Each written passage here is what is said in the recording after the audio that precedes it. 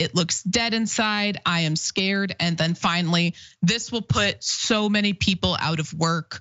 I'm not for it. So McDonald's, in response to the video, released a statement explaining its intentions. They said in a press release, the fast food chain explained that the restaurant, which is now open, is geared towards customers who are planning to dine at home or on the go. So there's no seating inside the restaurant, and it's considerably smaller than a traditional McDonald's. It described the new concept as a fast and seamless experience for both customers and crew. McDonald's added that it's excited to continue to test new ideas and innovations that can potentially benefit restaurant teams and customers around the world. Manager Keith Vanasek added, the technology in this restaurant not only allows us to serve our customers in new, innovative ways, it gives our restaurant team the ability to concentrate more on order speed and accuracy, which makes the experience more enjoyable for everyone. But at the end of the day, it also, like you mentioned, Brett, it eliminates jobs. It takes jobs away from people, and it takes away that final human quality check of the food that's going out to you. Because they're cooking there, but the move towards automation, these people are celebrating that their orders are going to be right. But it only takes away that final line of defense that's checking your bag for you, and it takes away your ability to have some sort of complaint in the event that it is wrong, or to get a refund, or for God's sakes, ask them at the window as you're leaving for a fistful of more sauces that you want. I miss it. I miss the time when you could watch, like they had commercials about, I forget the kid's name, but it was like, he works at McDonald's now. He works at McDonald's. He's doing such a great job. He's got a job at McDonald's. That was like an 80s famous advertisement that now is going to be like, oh my God, did you meet the new robot? He works at McDonald's. It's so sad. There's no personality behind this company. But then again, the automation, if you've watched the documentary about McDonald's and the guy Ray Kroc, who bought it from the original owners, that's in the company's DNA from way back. All right, Brett, thank you so much for joining me today to break down the stories. Everybody check out Happy Half Hour and check out Brett's videos on Rebel HQ. Unfortunately, that is all the time we have for today. So join us. I'll be back again tomorrow filling in for JR and the rest of the week. But until then, like JR says, I'll be watching.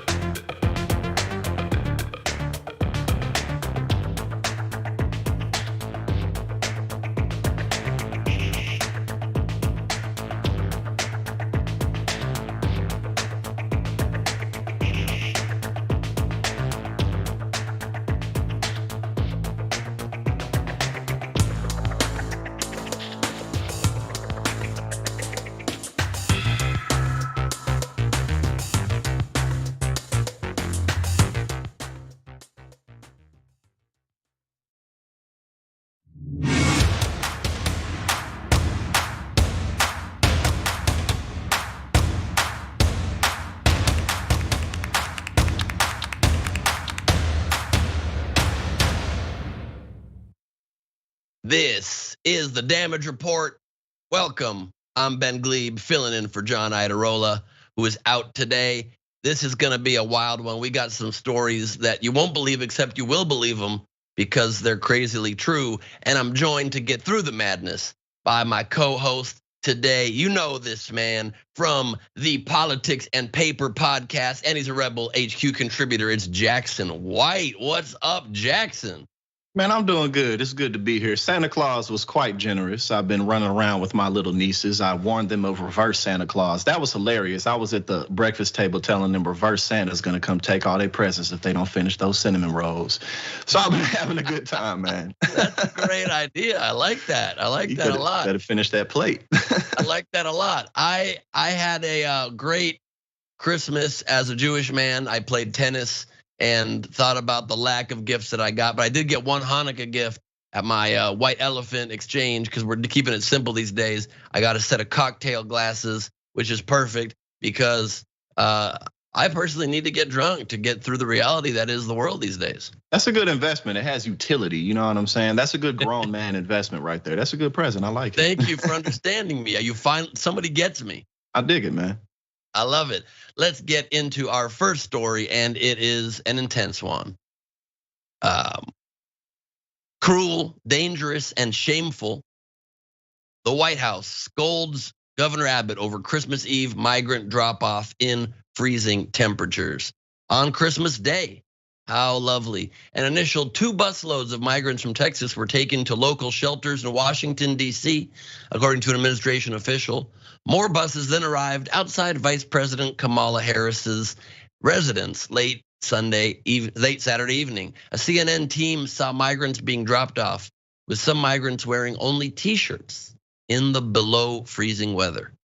They were then given blankets and put on another bus that went to a local church. Temperatures dropped to 18 degrees Fahrenheit in DC. Amy Fisher, a volunteer with the Migrant Solidarity Mutual Aid Network, which has been receiving migrants sent to DC since the spring, said the organization had been prepared for Saturday night's arrival, having been informed about it earlier by an NGO worker working at the border in Texas. The arrivals included asylum seekers from Ecuador, Cuba, Nicaragua, Venezuela, Peru, and Colombia, according to Fisher, who told CNN the buses were supposed to go to New York, but were diverted to DC due to the weather. Busloads of migrants have been arriving in Washington weekly since April. Tatiana Laborde, SAMU First Response's managing director, the nonprofit that's responsible for assisting the migrants, released a statement. Laborde said most migrants were aware of the bus's destinations, and she said about 60% were headed to New York, either to shelters or to stay with friends and family. She described this as a pattern we've been seeing over the past couple of months. Migrants bound for New York City spent 5 days on buses after getting stuck in the winter storm. They were in disarray, including children and a pregnant woman.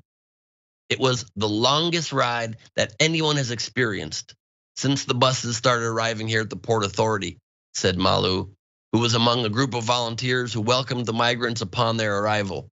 Their legs were cramped up, hobbling, feet swollen. People were hungry, tired. Really, they were in disarray. Malu recalled that an 8.5-month pregnant woman was among the new arrivals. Luckily, we were able to get her some medical attention. The White House condemned the Texas governor after migrants were dropped off outside the VP's house. Quote, abandoned children on the side of the road in below freezing temperatures. Governor Abbott abandoned children on Christmas Eve without coordinating with any federal or local authorities. A White House representative, Abdullah Hassan, said in a statement, this was a cruel, dangerous, and shameful stunt. As we've repeatedly said, we're willing to work with anyone, Republican or Democrat alike, on real solutions, like the comprehensive immigration reform and border security measures President Biden sent to Congress on his first day in office, Hassan added. But these political games accomplish nothing and only put lives in danger. Another heartless, shameful ploy by the Texas governor, while at the same time, you do understand that their systems are overwhelmed and they have an influx of migrants that they don't know what to do with. And so some part of me understands they're trying to send a message to other parts of the country that don't suffer these consequences directly and say, let's all bear the burden. That is a point I think that has some merit. To do it in this way, to do it on Christmas Eve, to send people to sub-freezing temperatures without the proper clothing, to send people where they don't expect to go, those things are definitely wrong. And it's an issue we have to address as a country. We have not had significant immigration reform in over 30 years. And so both sides claim this is an issue that they want to tackle. The Democrats always claim the high ground on it, and they don't pull stunts like this, but at the same time, they're not getting the job done of passing any sort of meaningful reform. Jackson, I'm curious your take on this.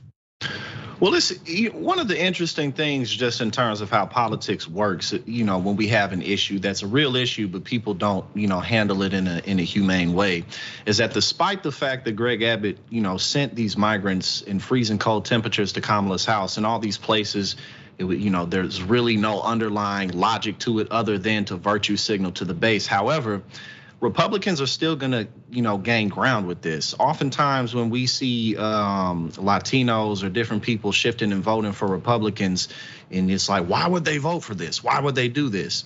Well, oftentimes it's because the Democratic Party simply isn't stepping in issues that make, whether it be migration issues, whether it be wage issues. Republican Party, they typically will have a chance to say, look what the Democrats did as Biden took that L with the railway unions. So it's the losses like that even though we can point at this and say this was callous, this made no sense, Republicans are still gonna be able to gain ground with this. But also a bigger point is that this is how powerful culture is. This is how powerful rhetoric is, because Greg Abbott, he's just virtue signaling to the base. But because Fox News and these right-wing outlets are constantly dehumanizing migrants, this is what they want to see. So it's just really a sick cycle. But the Democrats aren't stepping up sufficiently to do anything about it. Yeah, it's a strong point because you just see the effectiveness of the dehumanization of these migrants. It happens all the time. I replied to a very heartless tweet from Tommy Lahren, who I've sparred with and debated many times in the past, who just simply wrote, "You gotta love this. What a Christmas gift for the vice president. Send more." I mean, like they're literally packages and not human beings. Truly disgusting. And we haven't seen the last of it. Thankfully, there are people with a heart on the other side that were able to receive them, give them shelter, give them some warmth, give them some medical attention. And we'll see, hopefully this comes to a head, at least to the end result that we might be able to actually pass some meaningful reform finally in this country. That would be worthwhile. On to our next story. Republican Congress. I'm not a criminal, not here, not abroad, in any jurisdiction in the world have I ever committed any crimes. To get down to the nitty and gritty, I'm not a fraud. I'm not a criminal who defrauded the entire country and made up this fictional character and ran for Congress. I've been around a long time. I mean, a lot of people know me. They know who I am. They've done business dealings with me.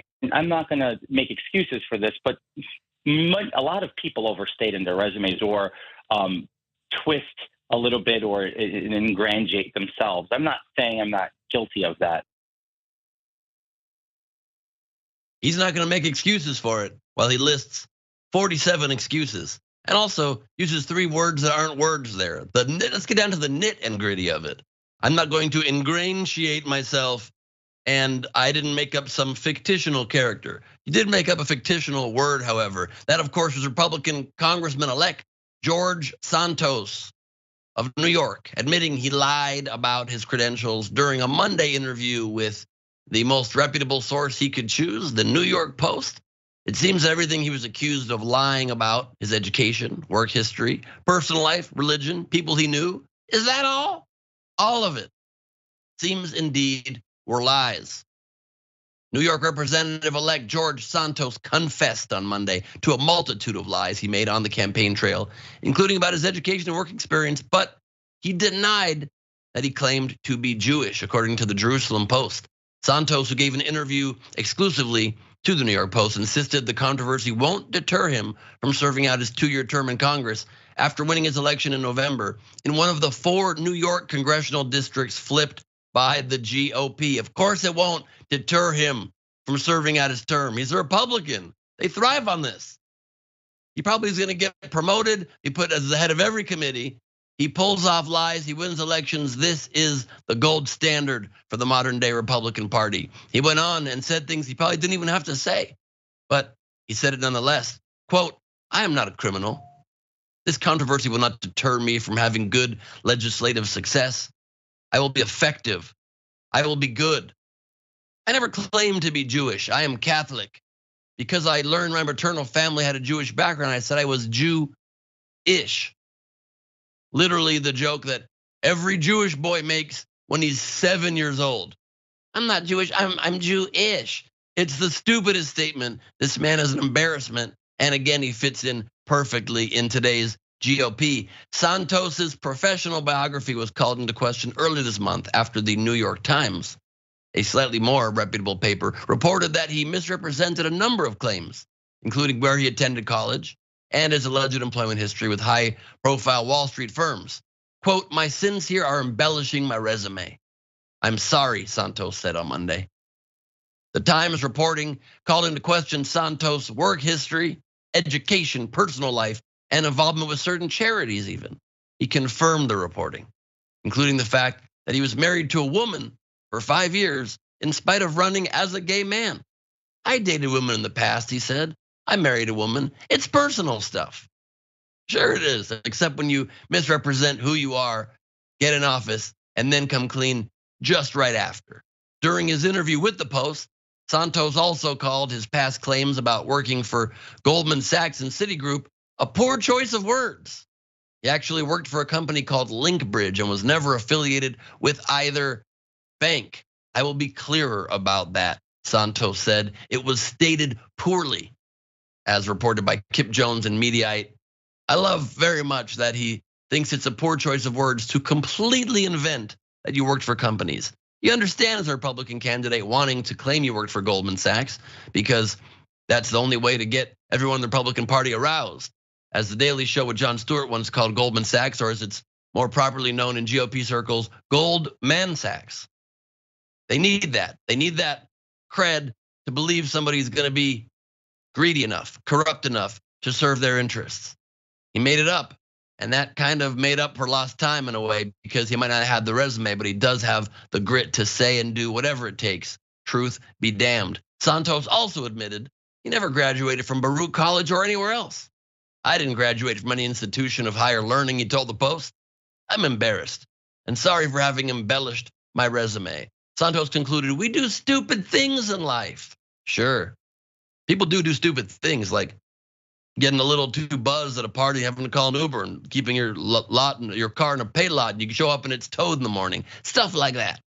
People don't invent entire identities, lie about every single part of their history, and then act as though, oh, I just kind of made a little tweak to my resume. But it's just the new norm for the Republican Party these days. Jackson White, please weigh in. Yeah, man, it's like, like everybody lies on their resume. Like maybe, maybe you actually worked at a company for 9 months and you say you worked there for 12 months. That's like the gauge of the normal lying on the resume. But this dude, like, he just threw his name in a like smorgasbord and shook it up with a bunch of random words and whatever like was on the other side. Where he just went around the house and took all the loose drugs. I don't know what this pill is, but I'm gonna crush it up and I'm gonna roll it in this blunt and I'm gonna smoke it. Write that down, bro. Like type of session, like everything about this dude's life was fake. When I first heard about him, I like, cause I wasn't really paying too much close attention to it, but it was just like, oh man. And he's not deterred from serving his term. I mean, but like you said, why should he be? This is the Republican Party and he made his way there. But I mean, like literally everything that he could have lied about, he lied about. But if he does serve his term, this is gonna make for some great content because he's not gonna stop. He just lies. That's what he does. Yep. It's gonna be a short time till he is Speaker of the House and is a leader of the ilk of Kevin McCarthy, who we will get to in a moment, but not right now because it's time for a break. Don't go anywhere. We have much more TDR when we get BACK. Stick around.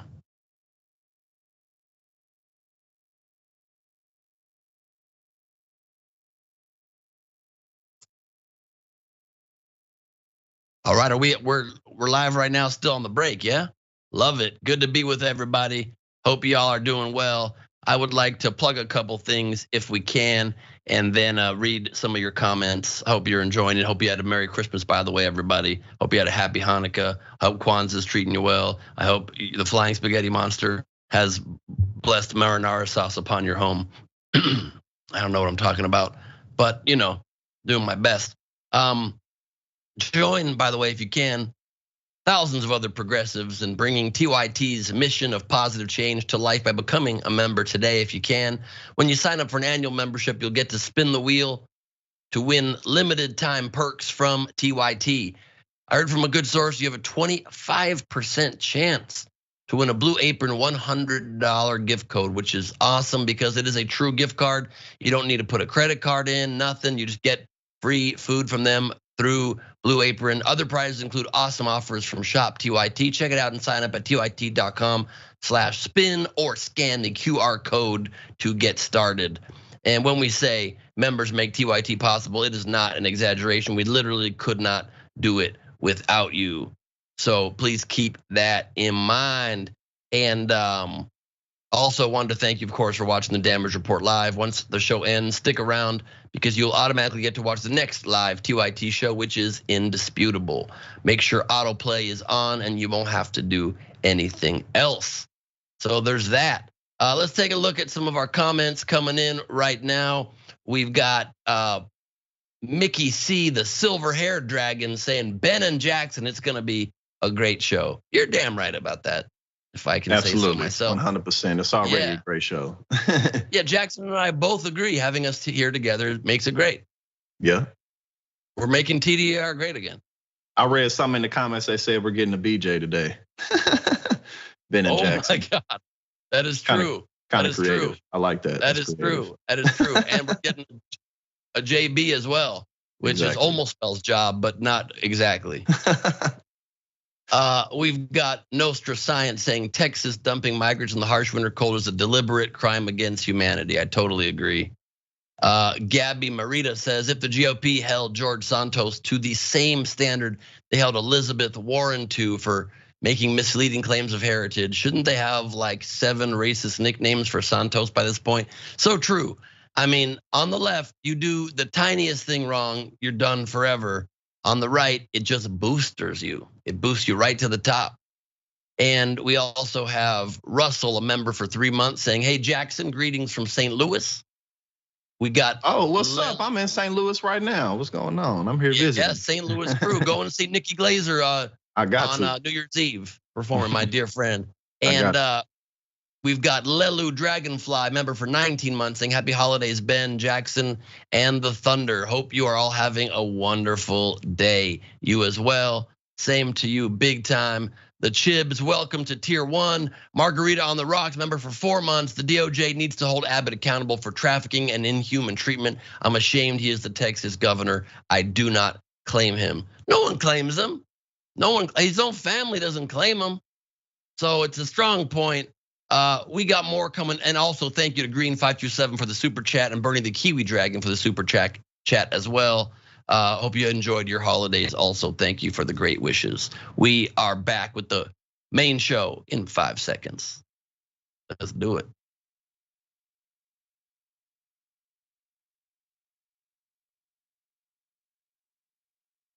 We are back on the Damage Report. John Iadarola is out. Ben Gleib is in. Jackson White is in. We got quite the show unfolding before your very eyes. Let's start this block with a little Marjorie Taylor Greene. Oh boy. The Congresswoman is suggesting that you, Congressman Biggs, and others are misleading the base. But when I talk to many in Washington, D.C., like Russ Vought, who knows the Hill very well, they suggest that it's the other way around. What's going on here?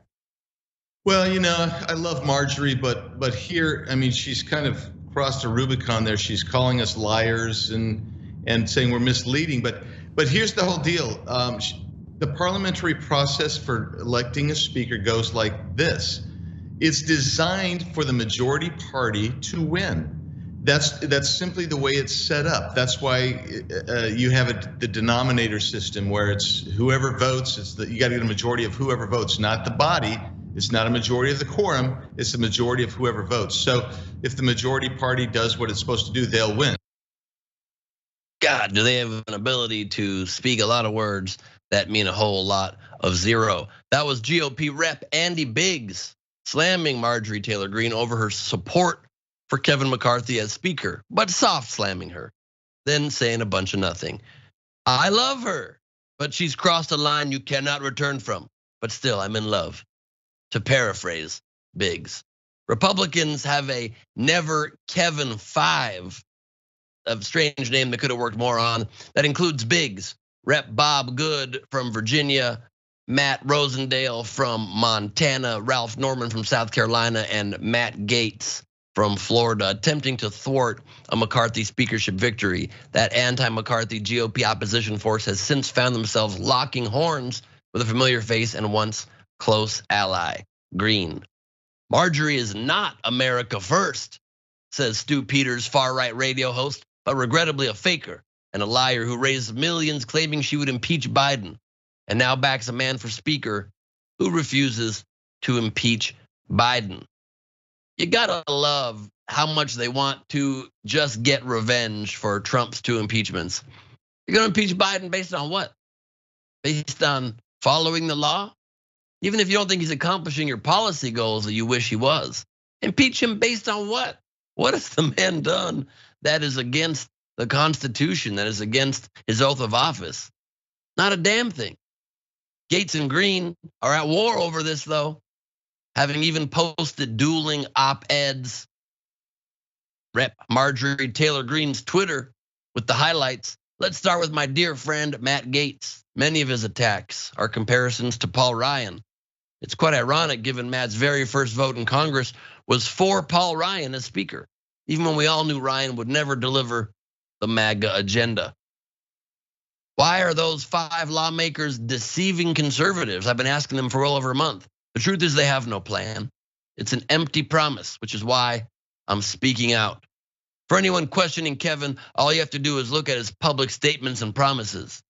He's on record with the most conservative plan of any potential speaker in decades, not because he wants the gavel, but because he actually wants to deliver. Wow, that is a load of garbage. All you gotta do is look at his public statements that constantly shift as the man is without any sort of fortitude. And that's the point made moments later in his op-ed by Rep Matt Gaetz. Kevin McCarthy sticks his wet finger in the air to decide what position to take. Leaders don't wait to see what the crowd wants. Leaders also don't take orders from lobbyists. This is who Kevin is. In sports, when the team loses games it is supposed to win, the coach gets fired. In business, when earnings vastly miss projections, the CEO is replaced. In Republican politics, a promotion shouldn't be failure's chaser. I do love that Matt Gaetz used a drinking heavily analogy for his political analogy there, considering some of his past. Every single Republican in Congress knows that Kevin does not actually believe in anything. He has no ideology. Some conservatives are using this fact to convince themselves that he is the right leader for the moment. As McCarthy is so weak, he'll promise anything to anyone. Gaetz also took shots at McCarthy, that time not alcohol shots, for his relationship with Jeff Miller, a confidant and advisor who is a registered lobbyist for Apple and Amazon. I don't think he minds that he's a lobbyist just for those particular companies he doesn't like. He further blamed the Republican leader for the GOP's disappointing 2022 midterm election results, noting that McCarthy predicted as large as a 20+ seat majority when in reality Republicans will hold the House 222 to 213 and only a 9-seat swing. So you got infighting. You got Marjorie Taylor Greene causing discord and making the Republican Party even less cohesive. You love to see it. Jackson, how happy does this make? Oh, this makes me quite joyous, quite joyous. My melancholy has fled my spirit. but no, it's just, well, first of all, I love how my man was like, Marjorie Taylor Greene, she's crossed the Rubicon with this because my name's now involved. Like she's never crossed the Rubicon with any of the million other crazy and insane things that she does. But the bottom line is that the Republican Party doesn't have a plan. And, interestingly enough, they defeated themselves. The whole party defeated itself in 2022. And going into the 2024 presidential elections, it's looking like they're going to be doing a whole lot of the same. Donald Trump isn't just going to back out of the election unless he's physically forced in jail, and he'll still be making noise from there. He'll still be finding ways, and whether it's him or his remaining supporters, to pull support away from people like Ron DeSantis or whoever else is running. So the Republican Party is really a mess. That doesn't mean that, they still took the House, so it doesn't mean that they are totally incapable of pushing forth their agenda, as we know they are through the Supreme Court, the court system in general. But most of the chances that the Democrats, and more importantly progressives, have moving forward is the fact that the Republican Party is in such disarray right now. So I say, let's get better candidates in office everywhere we can at every level of government. No doubt, no doubt. And it's just so clear to me as well how blatant the politics is and how much Marjorie Taylor Greene is just more and more ingratiating herself even into the establishment Republican Party. I don't know at this point what's better or worse. Obviously, the less far right that these people become, the better. But at the same time, the more you work within the power structure, the more powerful the structure gets.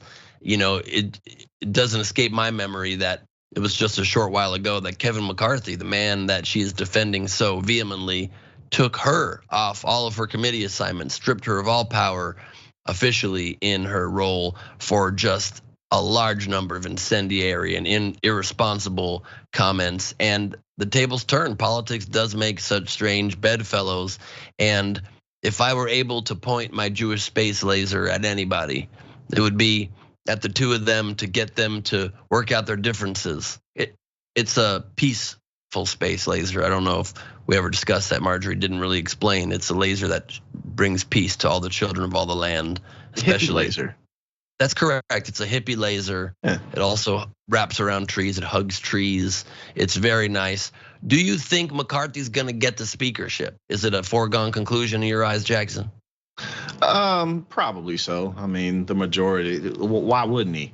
You know what I mean? People have been pushing him for it that way for a while, and it would be rather surprising if he didn't. And it's really not like the Republican Party has any other rising stars that really can compete with just his general establishment within the establishment of the GOP.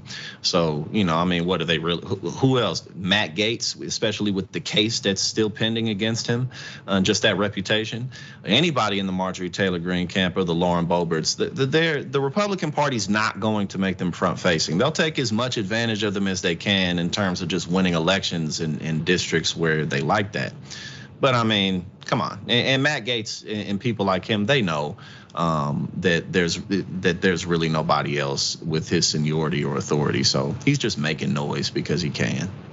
Yeah, there's rumble, maybe Jim Jordan, and I spell his first name G-Y-M. If you look at his scandals and his past and the cover-ups that he's been part of. The only positive to a Jim Jordan speakership would be that the Republican caucus would save a lot of money on suit jackets. He really does not like to wear a suit jacket. Yeah, I never pointed that out, but you're right. He always looks like I've never seen him in a jacket. He thinks rolling up his sleeves literally means just rolling up your sleeves, and that's all the work you have to get done. I rolled my sleeves today. Am I done? Can I go home now? And of course, you do see how responsible these actions are, how much of a ripple effect these actions have, rather, in the Republican Party so quickly. Look at Kevin McCarthy, already a man who was very powerful in the Republican Party, and he had it within his power to stop Trump after Jan 6, when he was angry, when he was on that secret recording speaking the truth. He had the ability to crush Trump right then. And instead, when he visited Mar-a-Lago a couple of weeks after the election, he brought him right back into the mainstream accepted Republican Party, and we have to continue living this national nightmare. So it will be frightening to see what a McCarthy speakership will do, but a little bit of comfort in my soul, at least, that the far right doesn't want him to be speaker. I don't know, maybe to some degree, some amount of evil will be slowed. That's the best we can hope for on that side of the aisle these days. I think it's time for our next story. New York Governor Kathy Hochul, Democrat, nominated a conservative anti-abortion judge after promising she would protect reproductive rights. As of now, Hochul has not given a statement as to her reasoning for the appointment. You heard it. New York Governor Kathy Hochul on Thursday nominated Hector D. LaSalle, a conservative jurist who is sided with Crisis Pregnancy Centers, or CPCs, to lead the state's highest court for a 14-year term. You have to wonder if she's appointing people who support CPCs. Is she on PCP? That's the question going through my mind. It's pure speculation, but I'd like to get to the bottom of it. LaSalle was one of 7 candidates submitted to the governor by the State Commission on Judicial Nomination, but in a Monday letter, nearly 50 law professors urged Hochul to not pick LaSalle to be chief judge of the New York State Court of Appeals because of his, quote, cavalier attitude towards reproductive rights, hostility to organized labor, and a worrying insensitivity to due process. Other than that, he's a real nice guy, so he's got that going for him. Here's one reason they're concerned about his judicial record. In 2010, the New York City Council held hearings into CPCs and determined that one of them, expectant mother care, was practicing medicine without a license. On the basis of that finding, the New York Attorney General served it with a subpoena to learn more about its operations. To remind you, these CPCs are these conservative organizations that purport to be providing pregnancy planning and family planning care, but instead are there to mislead and pull people away from their own bodily autonomy rights and making decisions on their own. Justice LaSalle intervened in this case to shield the CPC from the application of healthcare licensing laws.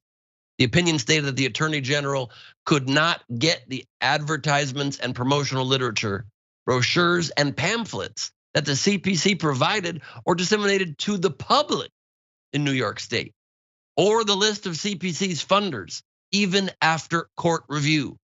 The opinion Justice LaSalle joined concluded that the information was not important or relevant enough to the Attorney General's investigation to require disclosure even to the court. I mean, that is shady-ish if you ever heard any. Not even to give them access to the brochures the general public could get. What are you hiding, baby? It's imperative that New York judges appreciate the importance of the right to choose and the many different fraudulent subterfuges anti-choice activists deploy, as written in a letter from law professors reported by Jezebel.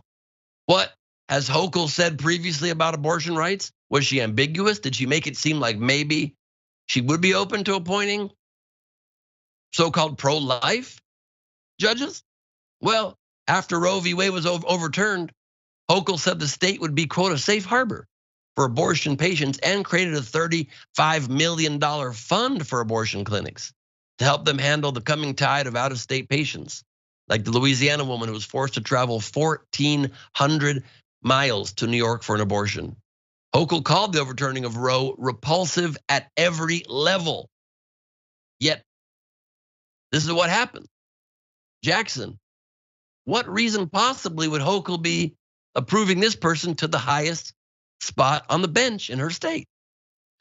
I think that instances like this really go to show that the money in the system is really what makes the decisions at the end of the day. Because when you have a lot of bureaucracy and when you have a lot of layers with any type of hierarchy, regardless, you're gonna need to be able to count on your other managers. You're gonna be able to need to count on whoever it is that's operating. Hochul, whether she knows it or not, allowed this judge, whether she really checked his background or not, it doesn't matter.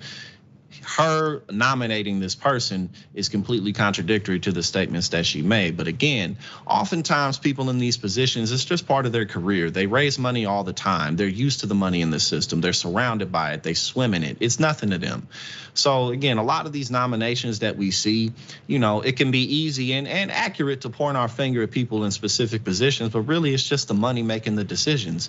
And that's the biggest problem with our system at large, is because oftentimes the people who we elect to be in these positions, they don't make no decisions. The people who've been putting money in that seat have been putting money in that seat for decades. So that's really the biggest issue here. Yeah, and I think that's a good point. And also, I fear that the tide of public sentiment of outrage against the overturning of Roe v. Wade is waning. I think people are adjusting to this new normal, and we can't let that happen because these are human rights that are being taken away. To some degree, it makes me much more glad that I live in a state that at least is a true safe harbor here in California. And that does point out the very large gulf sometimes between states, and that states' rights are still a very important part of this country. And you sometimes wonder, why do we have to keep fighting for other states that don't allow the same freedoms to their people in a country that has the freedom to decide state by state a lot of these issues? And then you see something like this happen in New York, and you realize, well, that's why, because it slips in everywhere. There's Trojan horses that are not even going to allow you to use Trojans. We'll get to that part of the story in a second. But these people that don't want to stop, that do want to stop, rather, people expressing their own true freedom and instead want to impose their vision of the world on others. And it's a good chance to remind all of you that if you find yourself in a situation, a state, a family, a circumstance, that you are not being given your full access to your own human rights, to your ability to make your own decisions for your life, there are options. You can now, thankfully, instead of, God forbid, having to go to dangerous back alley abortions, you can go to a website called plancpills.org, plancpills.org, and get abortion medication sent to you. It's safe and easy to use, and you can take care of your own life and make your own decisions that way without the long arm of the government. A lot of people that are against government overreach on the right side of the aisle, as I've said before, have no issue with government interreach, reaching right into your body. So don't let that happen. Control your own destiny on that, because look, it's happening everywhere. Not even just abortion. As we warned, there would be things that would roll back other rights. There would be legislation passed that there'll be decisions, rulings from judges that will take more of your rights away. And it's happening again now. Of course, Texas leads the way in this regressive garbage. A judge now says minors need parental permission to even get on birth control. Hence the Trojans statement a minute ago. US District Judge Matthew Kaczmarek, an appointee of former President Trump, ruled that minors should be required to seek parental consent to get birth control, because parents have a fundamental right to control and direct the upbringing of their minor children. Already in the state of Texas, minors nearly always have to obtain parental consent to get birth control. Title 10 clinics are the only exception to this, as they aren't allowed to require parental permission or notify parents about minors getting birth control. Title X is a federal program that offers cost-free and confidential contraception to anyone regardless of age or income. The state has just 176 Title X clinics, however, serving its 254 counties, and teens without access to a car or money to travel to them may struggle to access them. This decision from the district court was prompted by a lawsuit from Alexander Deanda, a father of 3 whose complaint says he's raising each of his daughters in accordance with Christian teaching on matters of sexuality, which requires unmarried children to practice abstinence and refrain from sexual intercourse until marriage. Well, good for you and your Bible. Good for you and your decision to raise your children a particular religious way based on a book written thousands of years ago. That's your right to do. What's not your right is to pass laws to make your religion and your religious beliefs the barometer and the guidepost for all of us. That's why this country has a separation of church and state, despite what lawmakers on the right are trying to bring us toward these days. You don't get to do that. That's not your purview.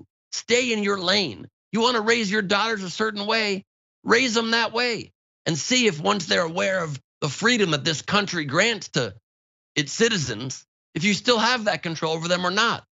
Do you? Give it your best shot, but keep it within the confines of your own family, not across this nation.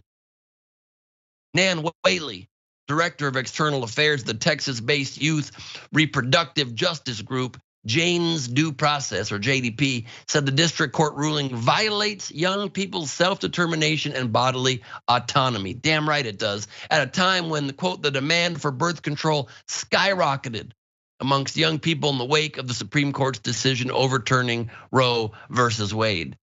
Kaczmarek's ruling hasn't yet taken effect, as he didn't issue an injunction to immediately prohibit all minors from getting birth control without parental permission. Per the Texas Tribune, his ruling is expected to be challenged. If you live in Texas, my advice, stock up, get it quick. You never know what's gonna happen. You never know what's gonna happen in the country these days when our laws and our rights are being adjusted, restricted, pulled back, taken away at every corner, at every turn. When you still have a freedom, take advantage of it. Jackson White. Yeah, well, so first of all, people who set these types of preferences, or, people who want to ban pornography and stuff like that, it's like, it's really just a reflection of people just having unhealthy relationships with themselves and unhealthy sex lives and whatever that means, because pretending like human beings aren't sexual creatures is ridiculous.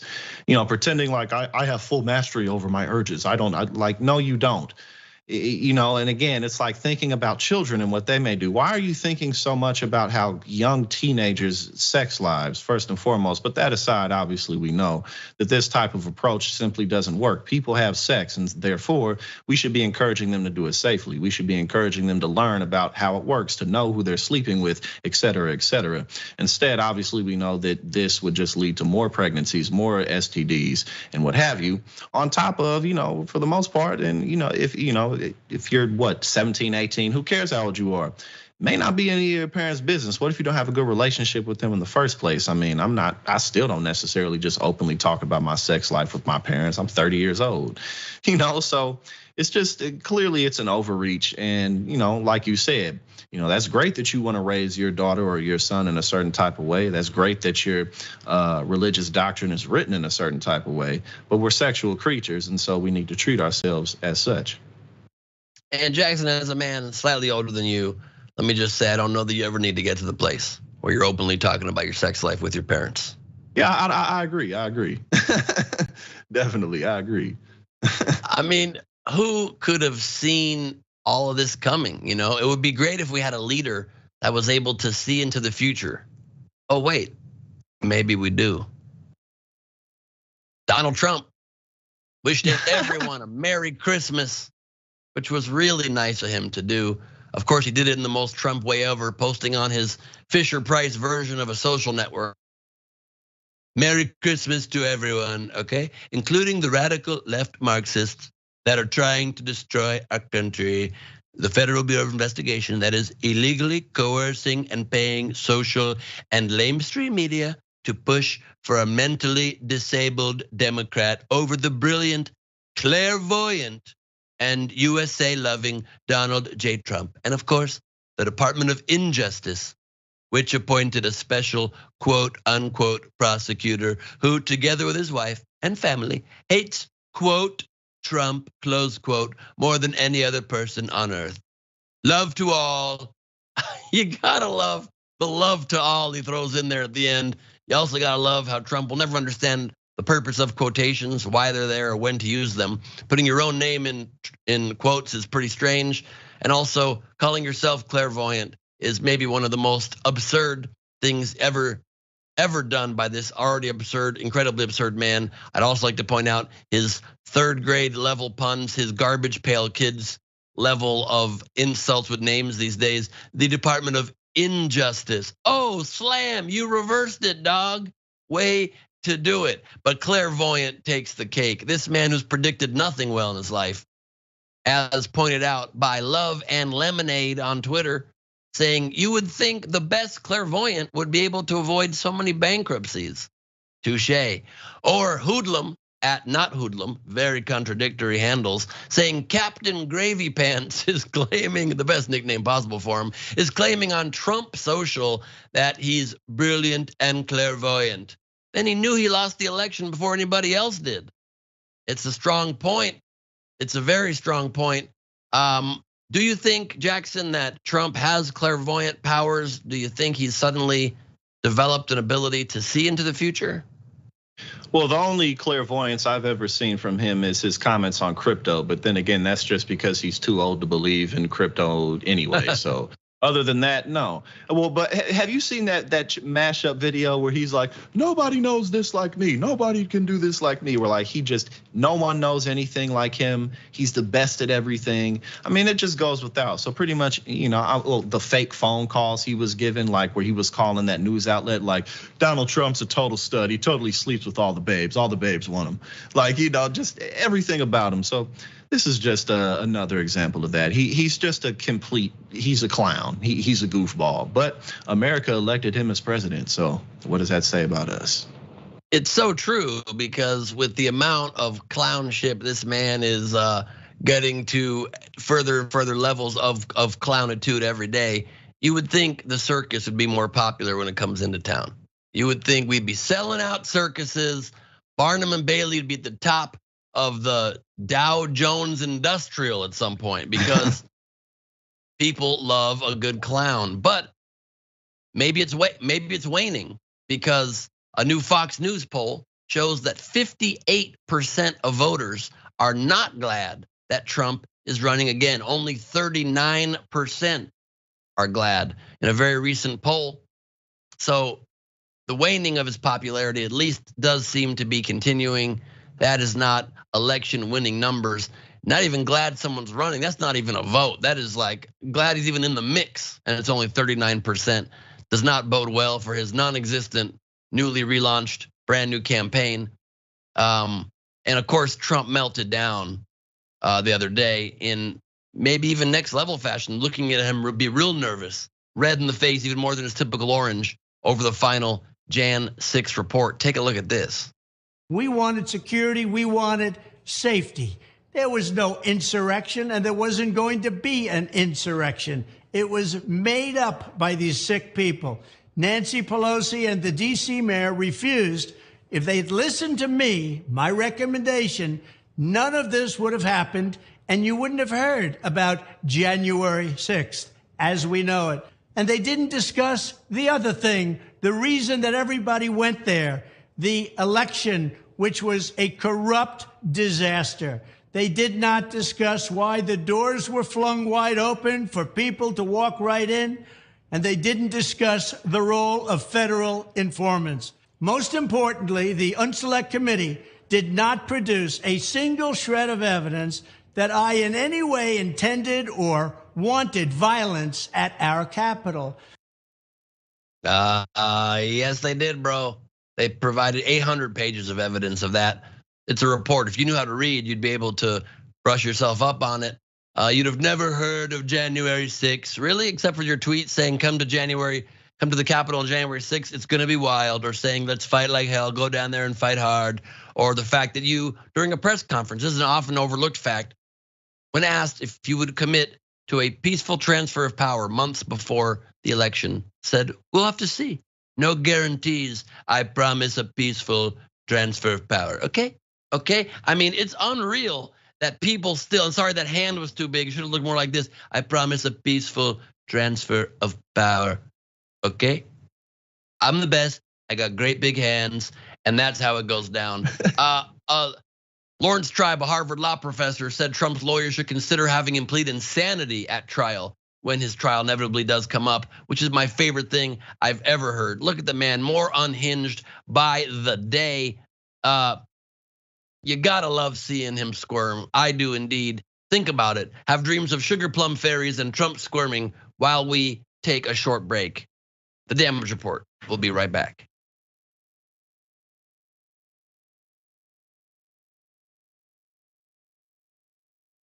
All right, I hope y'all are enjoying the show today. Are you having a good time? That's my stand-up comic nature asking the crowd to respond. This is a one-way broadcast, but it's not one way because we got your viewer comments coming at you. Before we get to that, real quickly, let me just remind you that since we're approaching the end of another year, which means it is time for us to crown the best and worst people of 2022. We're giving away Shop TYT prizes to 20 random people who participate in our Jerk of the Year poll and 23 people who vote in our Turk of the Year poll. It's Turks and Jerks, my friends. Go to tyt.com/polls and cast your vote for a chance to win. Join Cenk Uygur, Anna Kasparian, David Schuster, and Brett Ehrlich as they crown the Turk and Jerk of 2022 this Thursday, 8 Eastern, 5 p.m. Pacific on tyt.com/live. And if you're in the cold, you need to warm yourself up. There's a sale right now. It's a perfect time to stock up on that warm and toasty progressive winter gear. Between now and the new year, take 30% off our winter collection on shoptyt.com. So keep that in the top of your minds. Let's go to some more viewer comments. We've got K. John, subscribed to Tier 1 for 31 months. Thank you so much. He says, or she or he, I'm sorry, I can't tell what gender you are. Not that it really matters. 31 months with the Mad King in the house. Looking forward to the show. Thank you very much. That's right. You can watch my stand-up comedy special, my new hour special, The Mad King, my second one on YouTube. Please enjoy. Sharpie Diesel subscribed with Prime. They subscribed for 23 months, currently on a 22-month streak. Sharpie saying, yeah, it's Ben. Happy New Year, everybody. Well, Happy New Year to you as well, Sharpie. And we've also got Francis Rogue, Birdzell, all subscribing. Metal Kitty Mom subscribing, saying, let's go. Resto Dragon subscribed to Tier 2 for 20 months. Gotta love that Purple Dragon guy for 12 months. Thank you all for that. And a couple super chats here I'd like to read. Green 527, thank you for the super chat. Bernie the Kiwi Dragon with a nice big super chat saying, Ben and Jackson, hope you've enjoyed the holidays. I wish Dems would double down on Abbott. We already read that one earlier. I read that one earlier. You're damn right we wish he would double down. We would double down on him, but we didn't. Beto tried his best, unsuccessfully. And Pitchforks Dragon about the earlier story about Santos says, to be fair, if we made politicians resign whenever we catch them pathological lying, there wouldn't be any Republicans. Oh, but wouldn't that be nice? That would be nice. We've also got Gabby Merida saying Jim Jordan dresses like a middle schooler attending his first bar mitzvah. That's 100%. We got Huggy Bear and heads up, seven up, whatever the game was called. A little hora chair dance. All right, I've got way too Jewish on everybody there. Nate G says, nice call back to your parking lot fight, Ben. That is true. And from the Mad King. And Cat67 Cat super chats with, if you live in Texas, my advice, get out as fast as you can. I hear that. It's always good advice. I don't know how much time we got left in this break. Do you know how much time we got left in this break, Marisa? 30 seconds left. Look at this timing. What would I do with this 30 seconds? Tell you to follow Jackson. Jackson, what are your handles on social? Actually, I recently deleted my Twitter account, so you can check me out on on YouTube, youtube.com/@politicsandpaper. I do daily broadcasts and I do a whole lot of nerdcasts. It's cool, but youtube.com/@politicsandpaper. Love that. And I'm /B Gleib. Here comes the main show. We're back on the damage report. Ben Gleib here with Jackson White. I'm filling in today for John Iadarola. This is his show. If you're new here, I'm not normally here, so relax. It'll be even better when John's back, okay? I'm just a cheap substitute, and you should accept no substitutes. People know that. It's time for another story that brings the GOP to lower and lower levels. There's no bottom for these people. Election denying, super sore loser Kari Lake is drowning in her own lake of tears. Judge Peter Thompson ruled on December 24th against Lake's filing the 2022 election had been tampered with. Kari Crimea Lake then posted and then deleted a conspiracy about the judge, attacking his ethics, of course, evidence-free. Mark Elias posted a few days ago, I asked what conspiracy theory Kari Lake would offer for why she lost her election contest lawsuit. It's more insane than I ever predicted. Kari tweets, the dismissal of Kari Lake's election lawsuit shows voter disenfranchisement no longer matters. Continuing the third person all these people are doing lately, at Rach_IC, legal experts believe his decision by Judge Thompson was ghostwritten. They suspect top left-wing attorneys like Mark Elias emailed him what to say. They suspect, they think, they hope. None of it's true, none of it's based in anything. Of course, Judge Thompson's the one that found the court did not have any clear evidence of widespread misconduct that could have impacted the results of the 2022 midterm election. During a 2-day trial, Lake's team focused on ballot printer issues in Maricopa County, asking the judge to declare her governor or order a revote in the county. That's your options. Declare the loser governor or do an expensive revote. Because of why? Because of printer problems. Printers run out of ink, Kari. That's not election fraud, just the nature of printers. We all know that. But turnabout is fair game, and hopefully justice will boomerang right back at Lake's democracy ruining ways. Maricopa County has filed a motion on Monday for sanctions against former Republican gubernatorial candidate Kari Lake. The motion was joined later on Monday by Arizona's governor-elect Katie Hobbs. I like that she's stepping on to that motion. She defeated Lake and is now seeking attorney's fees and expenses, requesting about $37,000 paid as a sanction. All told, however, it could be much higher than that. Between Hobbs and several lawyers for the county, Lake and her attorneys could face up to $700,000 in sanctions to cover total fees, according to Justin Lum. That would be a good bit of justice. Kari Lake, of course, says she will appeal the ruling. The only appeal this disgusting person could possibly ever have, because it sure ain't there in her personality. Jackson, we got a minute left. What are your thoughts on this? I mean, it's always astounding to me when people like this run for office in the first place, let alone the whole strategy being ridiculous, that, anyone with 2 pairs of eyes or a half an eye could have seen that the strategy was a losing one. People like Kari Lake, who was a successful broadcaster before she even got in office, she didn't need to do this. You look at, what's her name, Dr. Oz. Now his career really, he's still got money, but moving forward, he just really isn't in a good position brand-wise, and he never should have stepped foot in the race. So Kari Lake really is just embarrassed, but there's nothing she can do to erase the fact that she ran a ridiculous campaign on a foundation of lies, and she just lost. And so now moving forward, she's gonna look like a joke and a clown, but that's the bed she made for herself. That is indeed. Jackson, thanks for being with me. Thank you all for being with me. We got much more show in the aftermath coming up right now.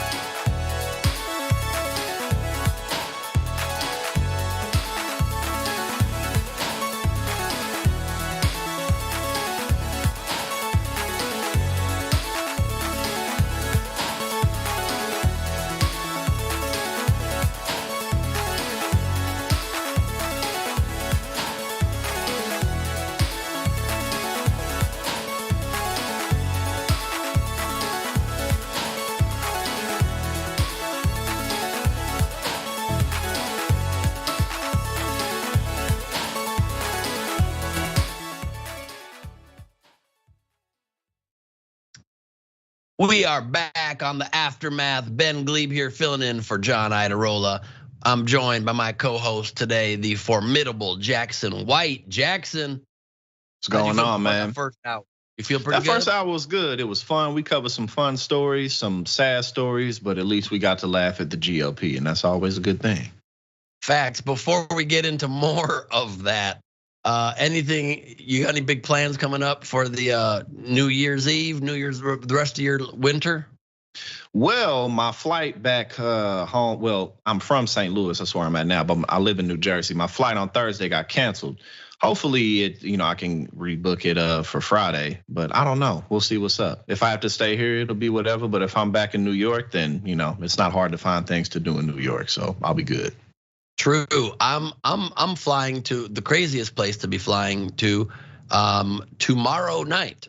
I'm flying into Buffalo, which is where tragically there were 25 or 26 deaths, half of the nationwide deaths from this crazy storm. The Buffalo airport is currently closed until tomorrow morning. I arrived there Thursday morning on a red eye, and I don't even know if it'll be open. I'm doing 3 nights of shows at Helium Comedy Club. If they even lift the "you can't drive in Buffalo" ban they have right now, you literally have to stay home because you're getting in the way. Cars get in the way of emergency vehicles trying to rescue people. The whole town is blanketed in 6 feet of snow, and I'm trying to do comedy shows there to bring in the new year. So we shall see. Hopefully they get the roles or whatever else. But yeah, I did see that. That was crazy. It would have been crazy to have to be in that. Very wild experience to be flying in there. It's been a weird year for me, and this is the perfect way to end it, is flying right into the stormiest place and the worst storm Buffalo has ever faced. Take pictures. My goodness. Take lots of pictures. I always do. Let's get a couple member comments in here before we go to our last couple stories.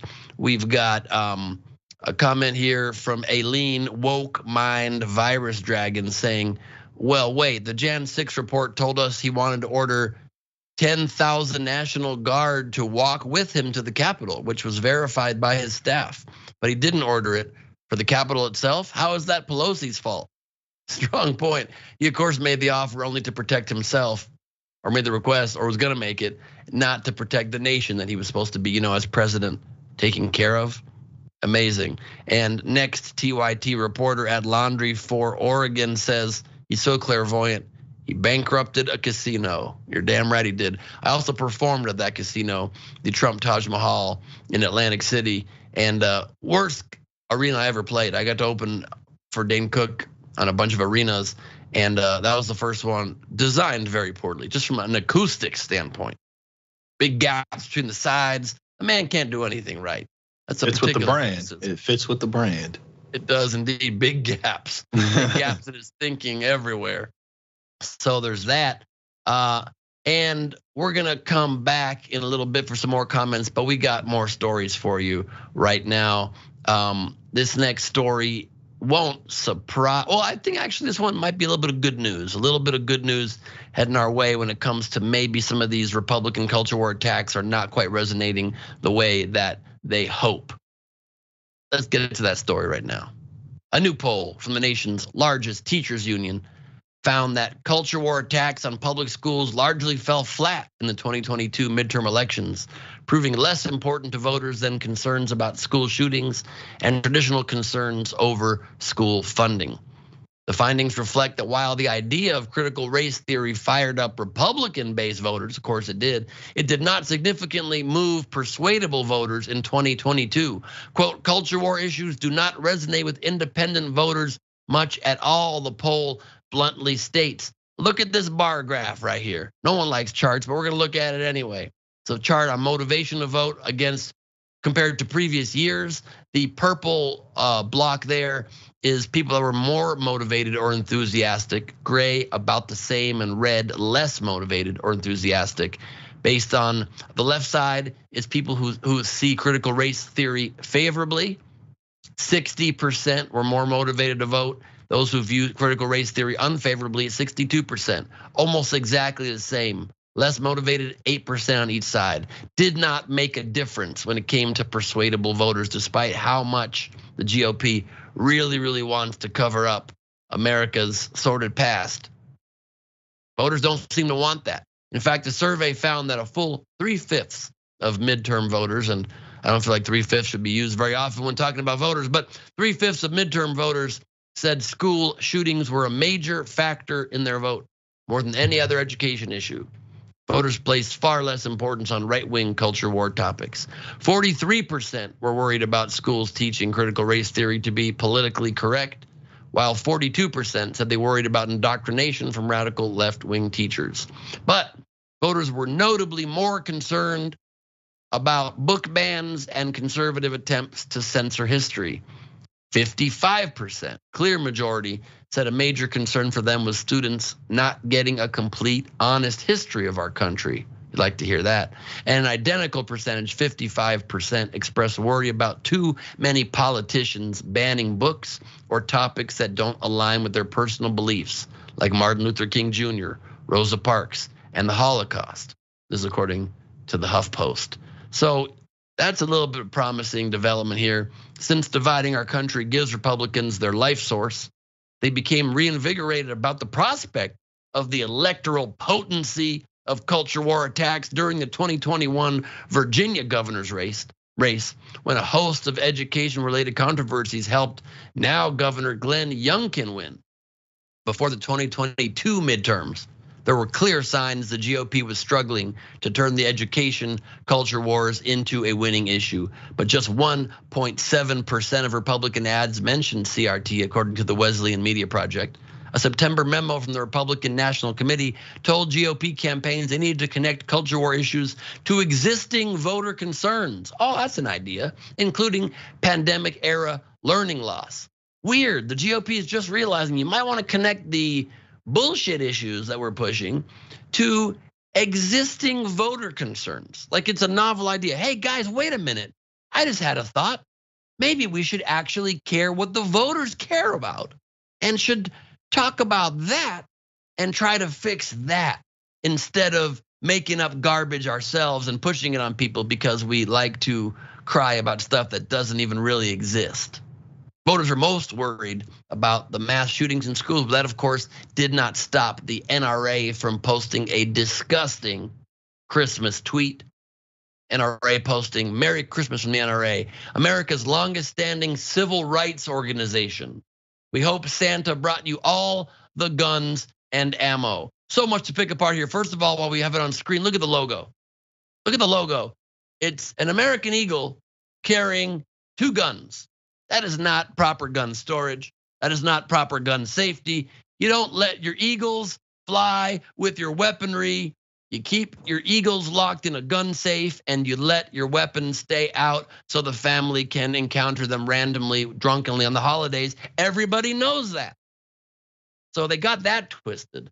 But the more audacious part than even wishing guns and ammo on the general populace is calling themselves a civil rights organization. That is gross. At Slow Noma Guy tweeting back to the NRA. And how about wishing a Merry Christmas to all the victims of senseless gun violence who would still be alive today if not for your relentless and indefensible support of gun violence in our country. Well said, well said. This disgusting organization, some organizations that just fund themselves constantly and lobby relentlessly should not even be offered bankruptcy protections. This group got to declare bankruptcy and look, they're back strong yet again. Who didn't see that coming? Jackson, what are your thoughts here? Culture war issues, CRT not resonating, the NRA being the group of dicks they always are. Well, I think that, the biggest thing is we definitely saw here in the 2022 midterm elections, the Republican Party forgets that people outside of the deep bubble who aren't highly politicized, people who don't watch Fox News all day long, don't care about those types of issues. And even people on our side can forget that too. With a lot of the hot issues that we talk about are people within the space who have influence. We can forget that normies don't really think about these things, or normies don't even really know who a lot of these people maybe that we talk about are. But it's obviously to no surprise, but it's having detrimental effects on the Republican Party's future, which we can see them attempting to address with people like Ron DeSantis. Let's get Trump out of here. Now, obviously, they're not quite identifying the real issue, which is that the party itself isn't focused on issues at all. But you see them scrambling because they're noticing that they're not winning elections as much as they should be, as much as they naturally would be. Things swing back and forth all the time in midterm elections, but it really didn't do it this time. So, they just forgot that, but we can forget it too. That is true. That is true. Yeah, it's just a wild time. I mean, it just seems so much that we've got a lot flipped on its head. We always have, but it just seems like once you allow such disinformation to permeate our mainstream political discourse, there's just no way to make heads or tails of stuff anymore. We try our best. That's what we do here at TYT. It's what we do at the Damage Report. We try real hard to keep the truth honest, because even that wasn't even a concept a couple years ago. But just keeping a sense of what the truth is a huge undertaking of its own these days. And so we thank you so much for your support. I want to make sure that I shouted these two out. I can't remember if I did. Resto Dragon subscribed to tier 2. They've subscribed for 20 months. And Purple Dragon Guy 1 subscribed with Prime, subscribed for 12 months. And rock and roll back out at you. So there's that. We got another story. This one is another tough one, but at least the people involved took it with some humor.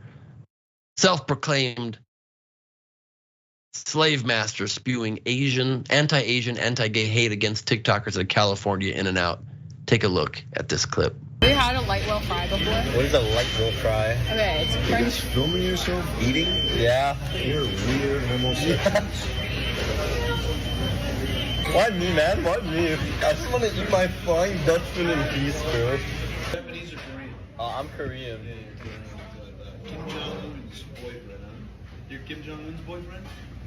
You know, we have been acquainted. You had gay sex with him? Ooh, would not go that far. We're only on second base. He hasn't taken me out to dinner yet. Can I take you out to dinner? Come on, stop. Nothing. Stop. I'm sorry. Elliot, I'm sorry. stop. I'm sorry, my You said bad. what? I didn't say anything. You didn't say anything. No, sir. I'm like it spit in your face and it's a Filipino. What's a Filipino? You can try the. Anyways, you can try the. It's disheartening. It's so disheartening to see that there are humans like this that exist, subhumans that would just spew such hate towards people enjoying on Christmas Eve their In-N-Out, their delicious In-N-Out meal. Two friends becoming targets of racist and homophobic comments from this despicable person claiming to be a slave master. This is in San Ramon, California. So disgusting. The San Ramon police chief tweeting the following: through the help of social media, we were contacted by one of the individuals in this video. The photo below was taken this morning when similar behavior was exhibited by the pictured male. If you recognize this person, let us know. Silver Mustang with Florida plates. If you can recognize that face, if anybody knows this person, please report them to the local authorities. What a disgusting display. Elliot Ha, one of the two friends who had to endure this incident, reflected on its impact, saying he hopes their experience sheds light on the reality of Asian hate. For every act caught on camera, there are hundreds that go unchecked. So I am hoping more awareness is brought to this, he told NBC Bay Area. It's so sickening and disgusting to see hate crimes, hateful rhetoric, hateful words for no purpose, unprovoked, sent towards American citizens just trying to live their lives. It happens against the Jewish community, it happens against the Muslim community, the Black community, the Latino community, the Asian community. Any marginalized group, any group that is in the minority gets the brunt of this attack, of these attacks from people who are too disgusting to live, too disgusting to be part of our society. I don't know if there's ever gonna be a stop to it or any ways we can try to combat it other than exposing them and educating people to be better humans. Jackson White, your thoughts on this disturbing story?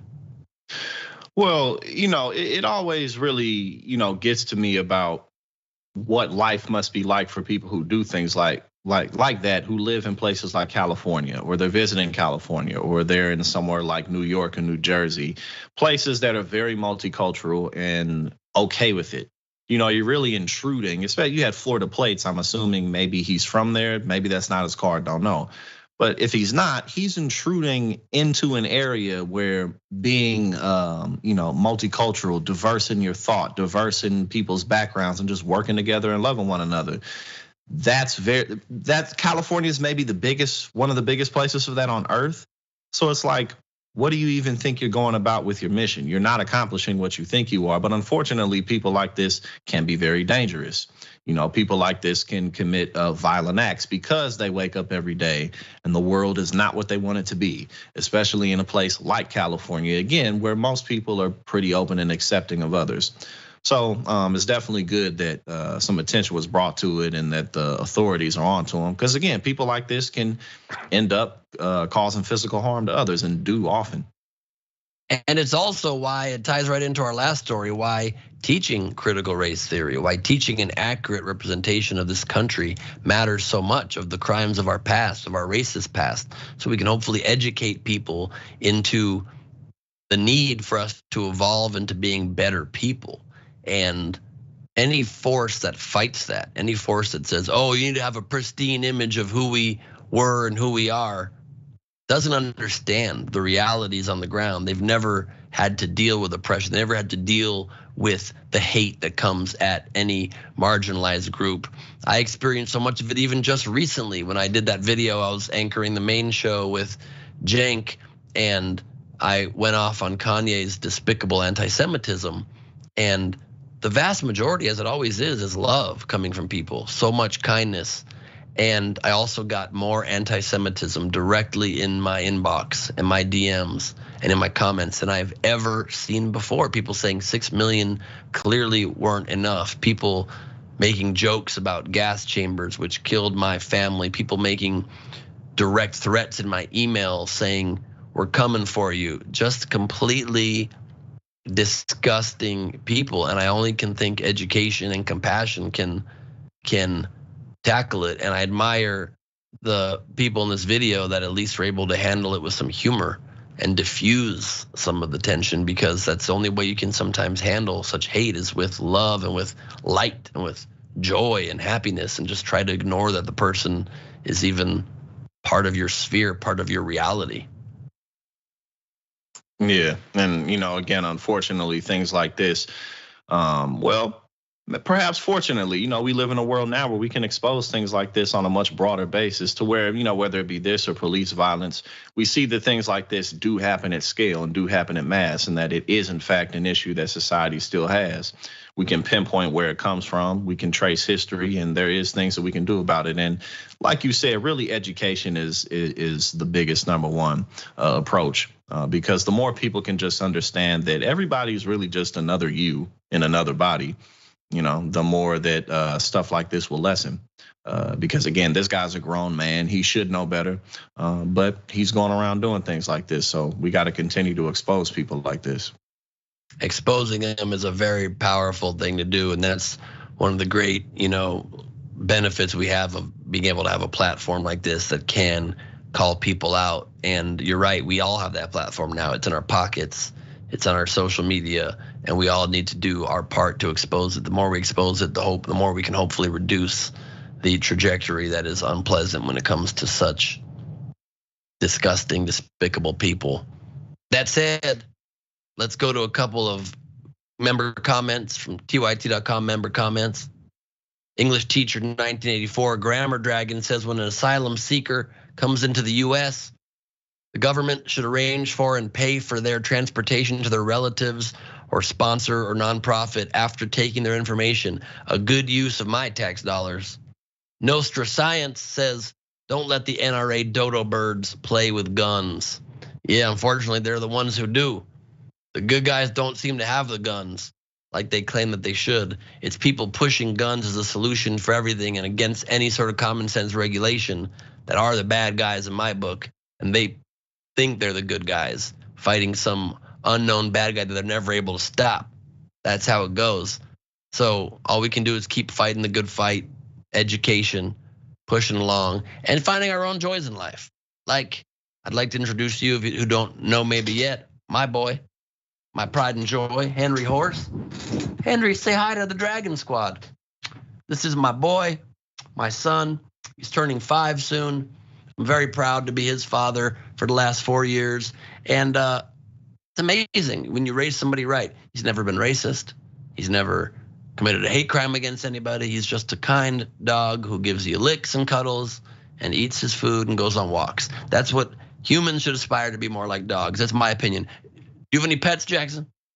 Currently I don't, but I grew up with all types of animals and, dogs, cats. I used to go catch lizards and turtles and snakes outside of St. Louis and little forests and creeks and stuff. So I grew up with them. I love them. You were Huckleberry Finn. Nobody knew that. I did not know. Pretty much. Yeah, pretty much. I used to go, barefoot with my friends, and we just used to catch little bugs and all that stuff. So, no, it was fun though. We had a good time. Catching bugs sounds like a literal nightmare for me, but sure, if you want to do that voluntarily, go right ahead. It's been many years. Do you tell people about this on your Politics and Paper podcast, or do you keep it more focused on current events? I talk about current events, but I talk about all types of stuff. I like, for instance, I talk about the history of different types of substances, how different types of stimulants help change the world, all types of interesting things, science, history, sociology, you know what I'm saying? And every morning we have sessions where I'm rolling something up and I'm talking about the news that I read this morning. It's a pretty good time. So y'all should definitely join me, youtube.com/@politicsandpaper. It's a new channel, but I'm gonna keep on with it. So it's a good time. But when you say every day you're rolling stuff up and then you're talking about paper, are we talking about what I think you're talking about? Yes, we are. Okay. We are. We are. We talking about we talking about that paper. You know what I'm saying? Well, you got to have me on the podcast, then I will join you. Oh yeah, definitely. In the new year, actually, I'm gonna start bringing people on. We're gonna be talking about all types of cool stuff. So I'll definitely have you on. That'd be great. I'd love to have you. I love it. And I also apparently love inviting myself on podcasts. But if there's weed involved, I'm in. That's my only point. Oh yeah, man, we gonna do it. Man, it's legal where we both at. So let's indulge. Let's spread the message of decriminalization. You know what I'm saying? Exactamundo, mi amigo, and expungement, and all of it. Let's not punish people for things we all do. I think that's a good rule of thumb. Also, if you happen to be in the Buffalo area and you are safe and you can safely make it, come enjoy some laughter. Join me for my New Year's weekend shows, December 29th through 31st. I'm headlining Helium Comedy Club. Tickets at bengleib.com. There'll be virtual shows coming in the new year. Follow me at Ben Gleib on social media. The link in bio has the links to my special, to my daily show submission reel, to all the different things. And thank you all for being with us. Thank you, Jackson. It's been nice being on with you. And thank you to everybody watching. Thanks to the Dragon Squad. Y'all have been amazing to me always. It's been an honor filling in for John. Thank you to John and Ashley and Marisa and the whole team for inviting me in here to fill in, and Brett and Judith and everybody. And to everybody at TYT and from everybody at TYT, to all of you watching at home or on the mobile device of your choice, I wish you a very, very Merry Christmas, a very happy holidays, and a very happy New Year. I'll be seeing you soon. And I'll be on the main show tomorrow. And then there's all kinds of TYT programming to keep you warm when the weather turns frightful. Thanks a lot. We'll see you soon.